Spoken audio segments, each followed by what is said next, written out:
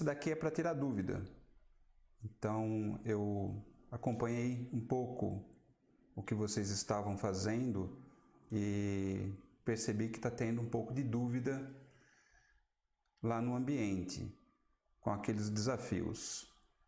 Então o objetivo aqui é a gente tratar dessas dúvidas.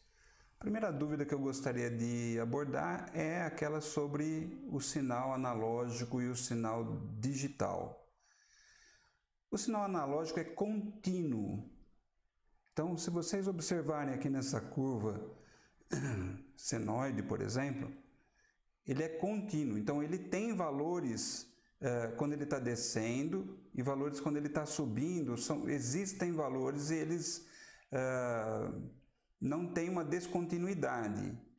No sinal digital, ele assume apenas valores zeros ou uns. Então, notem que aqui ele tem uma descontinuidade. Então, são sinais discretos.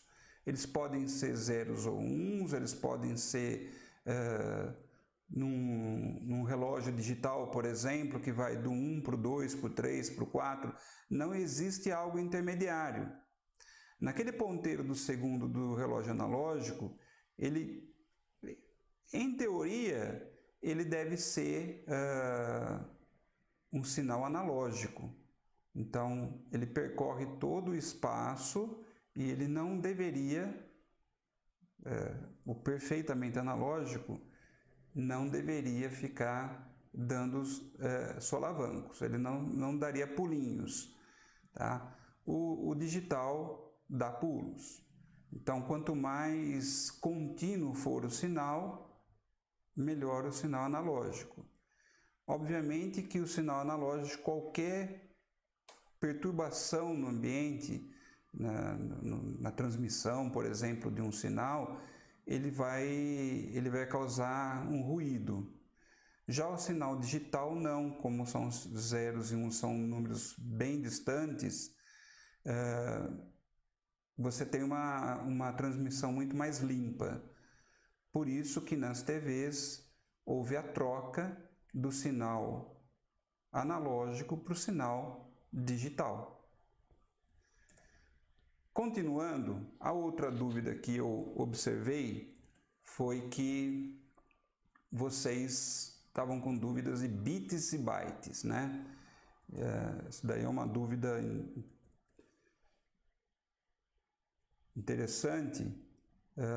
Vale a pena a gente abordar de novo o tema. O bit é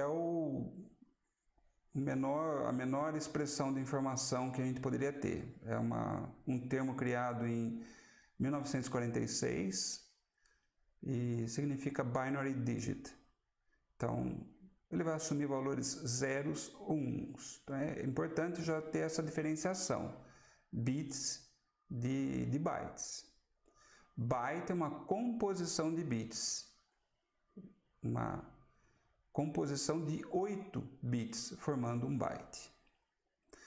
Agora, foi interessante que a pergunta era como é que a gente faz, quantos bytes a gente precisa.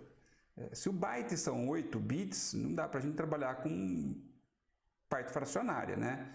Então, hoje a gente trabalha com 1 byte, ou trabalha com 2, ou trabalha com 3, com 4, alguma coisa assim. Então, não tem como você trabalhar com uma parte fracionária de bytes. Mas vamos lá. O interessante foi que a gente falou do número 1024, né? Então, a gente vai ver qual que é a questão que está envolvida aí. Então, quando a gente tem 1 bit, a gente só pode ter 2 informações, que é 0 ou 1. Então, isso a gente pode representar como 2 elevado a 1, que é o quadradinho responsável por armazenar essas informações. Como são 2 informações e tem um quadradinho só, 2 elevado a 1 dá 2 informações. E se você tivesse 4 quadradinhos? 2, que é o 0 e 1 para cada um dos quadradinhos, 4 quadradinhos, 2 elevado a 4 dá 16. Como é que são esses elementos aí? Bom, Um quadradinho guarda a informação 2 elevado a 0, né? Então ele é o responsável pela parte ímpar lá, 1. Depois tem o 2, o 4 e o 8. Se eu preencher todos eles, vocês devem se lembrar de uma aula que eu preenchi todos eles, eu chego a 15. Então, o máximo número que eu posso representar com 4 dígitos é 15. Só que tem o 0, então ele vai de 0 a 15. Se ele vai de 0 a 15, são 16 números. E se fossem 8 dígitos? 8 dígitos, 2 elevado à oitava, que dá 256 combinações, que vai de 0 a 255. 9 dígitos, 512 combinações, que vai de 0 a 511. E se fossem 10 dígitos? São 1024 combinações, que vai de 0 a 1023. Portanto, se você quiser o número 1024, você vai precisar de 11 bits. Certo?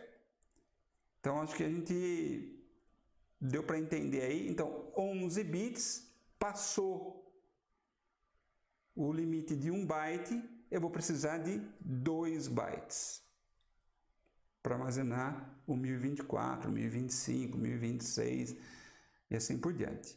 Então, eu vou precisar de 2 bytes. Isso já é interessante, que vai engatilhar com uma outra dúvida que eu recebi e eu acho importante abordar já nesse vídeo, que é o seguinte: quando eu tenho 1 byte, a gente acabou de falar que ele tem um determinado número de combinações e cada uma das combinações pode endereçar uma posição de memória. Portanto, quando você tem um computador que trabalha só com 8 bits, ele vai conseguir endereçar 2 elevado à oitava, que é muito pouco.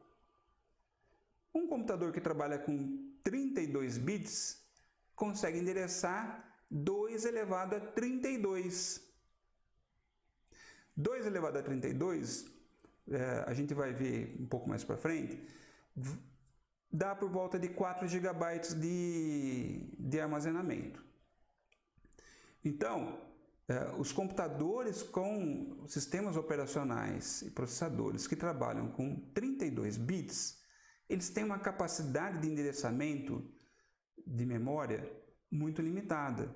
Então, não adianta você ter um computador desktop ou laptop com um sistema operacional de 32 bits e colocar 16 GB de RAM, porque simplesmente ele não vai endereçar. Ele não vai usar essa memória. Ele só vai usar 4 GB. Então, se você quiser usar mais memória, você vai ter que trabalhar com processadores que trabalham com mais bits. Então, aqui tem uma comparação da Microsoft de computadores, sistemas operacionais, processadores com 32 e 64 bits. E aí vocês vão observar que a memória virtual, por exemplo, que é a capacidade aí, tem uma nomenclatura, mas a gente não vai ficar entrando muito nesses detalhes. A memória virtual, o endereçamento é 16 terabytes com 64 bits e de 4 GB com 32 bits.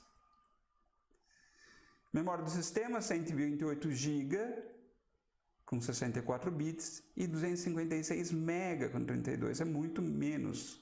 Então, notem que com 32 bits tudo é muito menos, é em outra escala. Então, essa é uma grande diferença que está associada com aquela informação que a gente acabou de falar, que é a parte de como as combinações como o número de bits e o número de bytes geram combinações. Então, quando eu tenho 4 bits, eu tenho um número extremamente limitado de combinações, 16. Quando eu vou para 32, eu já aumentei muito. E quando eu fui para 64, eu aumentei mais ainda. Então, essa é a questão envolvida com bits e bytes que a gente queria que vocês entendessem. Então, começaram a surgir as dúvidas lá no fórum de discussões e aqui está o vídeo para a gente abordar. Tá bom? Espero que vocês tenham gostado. Continuem estudando. Até mais.